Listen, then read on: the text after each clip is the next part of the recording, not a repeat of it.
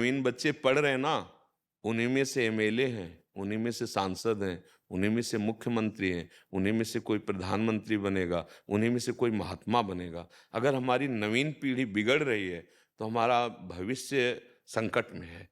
छोटे-छोटे बच्चों के आचरणों में वो दोष आ रहे हैं जो नहीं आना चाहिए। वो दोष उनकी जीवनी शक्ति को नष्ट कर रहे हैं, उनकी विचारधारा को बदल रहे हैं। इसीलिए हम चिंतित हैं कि अगर हमारी नई पीढ़ी सुधर गई तो हमारे देश को जो लाभ मिलेगा वो बड़ा प्रशंसनीय होगा। अब व्यभिचार दोष, व्यसन दोष ये बहुत बढ़ रहा है।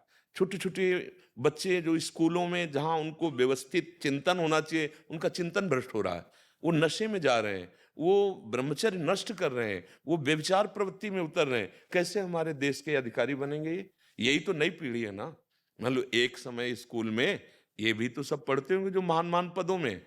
ऐसे उन बच्चों में से कौन हमारे राष्ट्र का क्या है, ये तो आगे भाग्य विकास को प्राप्त होगा। पर अगर नींव हमारी गड़बड़ हो गई, तो हम कैसे कल्पना कर सकते हैं कि हमारे राष्ट्र की सेवा लायक होगा। 13-14 वर्ष का बच्चा, यहाँ कई आ चुके हैं, ऐसे गंदे दोष से युक्त हैं कि वो कहते हैं मुझे शरीर त्यागना है, अब नहीं रहना।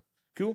वीर शक्ति का नाश हो गया, विचार शक्ति का ह्रास हो गया और वो बहुत परेशान है। तो अगर हमारे धार्मिक ग्रंथ, ऋषियों की वाणी, जो बलिदान किए हुए बड़े-बड़े महापुरुष हैं, उनके चरित्रों का तो बचपन से प्रभाव पड़ता है।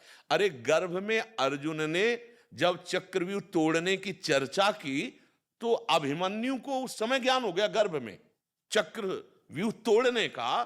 तो आप बोलो जागृत बच्चे को अगर महापुरुषों के चरित्र सुनाएंगे, भगवत चरित्र सुनाएंगे, क्या उसका असर नहीं पड़ेगा? जब गर्भस्थ शिशु पे पड़ गया, नारद जी ने जब कयाधु जी को उपदेश किया तो गर्भ में प्रहलाद जी थे, महान भागवत पैदा हुए। तो सामने बैठे हुए विद्यार्थियों को यदि हम सत चर्चा, सत मार्ग, ब्रह्मचर्य, पवित्रता, देशभक्ति इसकी शिक्षा देंगे तो प्रभाव नहीं पड़ेगा?